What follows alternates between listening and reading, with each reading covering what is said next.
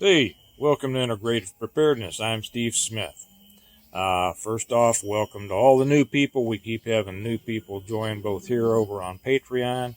I'm hearing from a lot of you new people, which I really enjoy. We hope that you get something out of this, learn something from it, enjoy it, are entertained, get some information, but I also hope that you will contribute through your comments and sharing your knowledge with other people. You know, I say that I've got the smartest people and the smartest commenters in YouTube land. I don't mean to depreciate the commenters on my good friends' channels out there, but the quality of your all's comments here is just every day it impresses me, and like I say, even more so over on Patreon.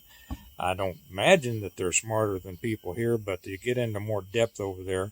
And if you're over there, you know that you get the benefit of learning from some very, very smart people over there, in addition to whatever you might get out of mine.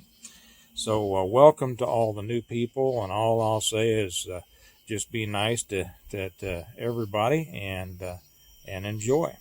I don't think there was anything. Oh yeah, if you're interested in Patreon, I put the link down here under where you can find my books. So it's been a heck of a day. It's been a great day. Um, I'm back filming at night because we've had a full day. Started with picking elderberries with my two younger ones. If you happen to be on Patreon and watch that, I put a video over on Patreon of them picking the elderberries and a little bit about elderberries and how I came to start growing them and first learned about them. Actually, that was before most people had ever heard of them. At least beyond, there's always been people, I mean, way back when, that knew the healing properties of elderberry. So I don't mean like I'm the one who knew it before everybody else. I'm not. But but anyway, I kind of talk about that. So, and if you're not growing elderberries, you should. So we did that for a day, and then I took my oldest son over to the range and let him shoot his new rifle for a while. I always enjoy that. He's a dead eye, and he enjoys it. So we had a good time. That his birthday's coming up, and kind of spent a day doing things we enjoyed. And then he wanted to go down and for his birthday dinner and eat at our favorite place in Clinton, Missouri, favorite pizza place in which happens to be in Clinton, Missouri. It's called Pizza Glen. Those of you who have been with me for a while have heard me talk about that before, and we we combined that with a trip to go down and look at some property. Um, and that kind of leads me to a couple of things that I'm going to be talking about tonight. Um, After we ate, we went down to this property that I had found. It looked really good on the internet. Okay, uh, and so we drove down there. And the first thing that I liked was, so I'm going to add in a few things because I talked about buying property a couple of weeks ago. A few things I'm going to add in here that today reminded me of. So the first thing that I liked is that after we got off the blacktop, some miles out of town, we went down 3, 4, 5 miles. I'm not even sure of gravel road until we got to the very dead end of that gravel road to the property. And that is another good thing to keep in mind. If you're miles down a gravel road, a couple of things. First off, you're not going to get people coming to you by accident mostly. And if they're coming to you on purpose, you can see them from miles away. At least you can see their dust trail. When you're on the very dead end of the gravel road, it gives you more benefits because they're either there to see you or they're really lost. And you have time to, it gives you control over visitors. Let's just put it that way. The other thing that was really good about it is that it's surrounded on three sides, actually all around it, by Corps land. And what I mean by that, for anybody who's not familiar with that, it's the Corps of Engineers, Army Corps of Engineers, which this is property next to the Truman Reservoir down in central Missouri. Um, And when you're up against core land, now this property has acres of its own, but when you're up against core land, that means you've got thousands of acres that you can treat essentially as your own. I mean, you can't build a house on it, you can't drill a well on it, uh, but you can hunt it, you can fish, you can pretty much use it, as you wish in its natural state. And of course, when if the big one happens and the grid goes down and that's it, like in my books, that land is yours, to the extent that you want it, to the extent that you can handle it and defend it and use it. It's just like I said, it's about a quarter mile from the property itself, from the house itself, actually, a quarter mile down a dirt road. Because the house sits right on the line of core land. And so it's a beautiful property. I'll tell you a little bit about that in a minute.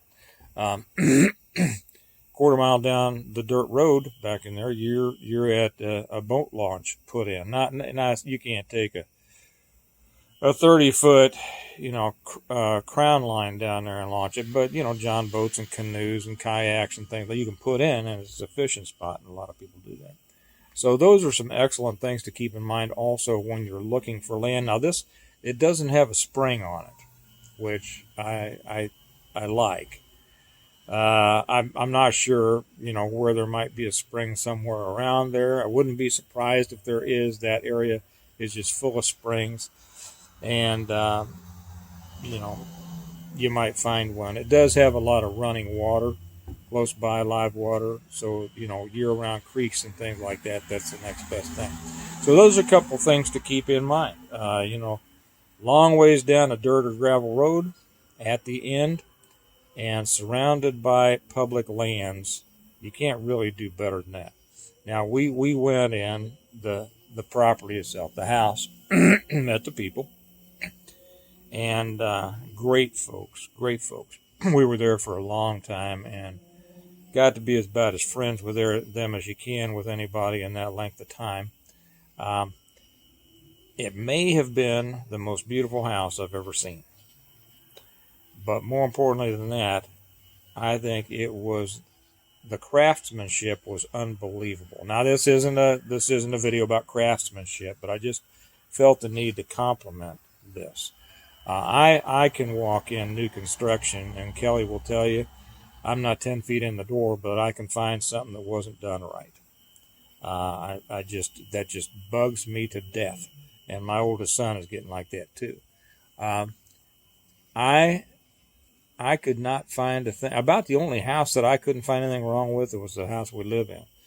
But I went through that house. The craftsmanship was amazing.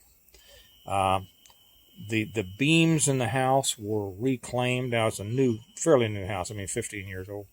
But they had built it themselves. They had designed it themselves. They had built it themselves. The beams had been repurposed from huge beams that were taken out of some of the old packing houses in Kansas City, down in the West Bottoms. And the interesting thing about that to me was that my grandfather, when he came up from that area to the city, that when the Depression hit, he ended up skinning cows in one of those packing houses. So, I love how history sometimes kind of brings itself around. That's an interesting story. Maybe I'll tell another time. But I went through that house. The craftsmanship was just amazing. It's like, I don't know how to describe. I've never seen any better, and I'm not sure I've ever seen it as good. So I was very impressed with that. But as they were taking us through a tour of the house, the lady of the house opened the closet door, and inside were hanging 2 Trump caps. And so I pointed it out, and I said, well, okay, this night's getting even better. I see that we're on the same page. And so that got us started talking about all sorts of things. And that was a couple of hours that we talked. We got off onto the state of the world. And we covered about everything. Interestingly enough, they had been at that little get-together up in Washington back in January. And so they told us a lot about it. And of course they told us that that everything that was on the news, and we know this, everything that's on the news is false. We know that. One of the things that they said that was very interesting was that, and there were 40 buses, they said, 40 buses that went up from Missouri to that little get-together. She said the wife was telling us, one of the things that she found so interesting, that there were two particular groups of people there. One Korean and the other Chinese. And they said that they were all dressed alike. Now, I mean, the Koreans were dressed one way, the Chinese were kind of in uniform so that they could identify each other, so that other people could identify them. And they said that they would watch first the Koreans, and the Koreans went in a single file, just like a snake, very regimented through the whole crowd, going all around. And the Chinese did kind of the same thing, but were in more static. She said what they were doing, they were going to everybody and saying, we escaped our countries to get away from what's happening here in your country. Don't let this happen. Don't let it happen. And she said the Chinese people had very good brochures made up that they were handing out to everybody they could, and encouraging, saying, we know what socialism is. We know what communism is. We came here to escape it. Don't let this happen in America. Don't let this happen in the United States. Because there's nowhere to go after this. She said there was some people that they met from Venezuela, and we know what's happening and what has happened in Venezuela. And they had the same story. So we have three groups of, people from other countries who are taking a strong stance, who put themselves on the line, who went up there to that get-together, who identified themselves in groups and tried to go out there and make a difference by taking their message to us, Americans. And maybe, I don't know, maybe a lot of them are American citizens now too, so they're Americans. But bringing that message that this is more dangerous than most people here in the United States understand. So I had a chance also to talk to some other people down there, and in the last couple of days I have also. The feeling of pushback is bubbling. It's coming to a boil. Now these are not the people that have YouTube channels. These are not the people who you will see out there in the streets. They're not the ones making the threats or the boasts or anything. These are people who are business owners, are ranch owners, are farm owners, have the wherewithal to make a difference politically also. And they are coming to a simmer, coming close to a boil. And I'm sure there will be plenty of people out there that say, oh, it's never, it doesn't matter, nothing, can be done about what's going. And I caution against that kind of cynicism and that negativity. And negativity can become a fulfilling prophecy, because really significantly just signals a person who has given up and refuses to fight. It is not necessarily a sign of a person who has thought something through.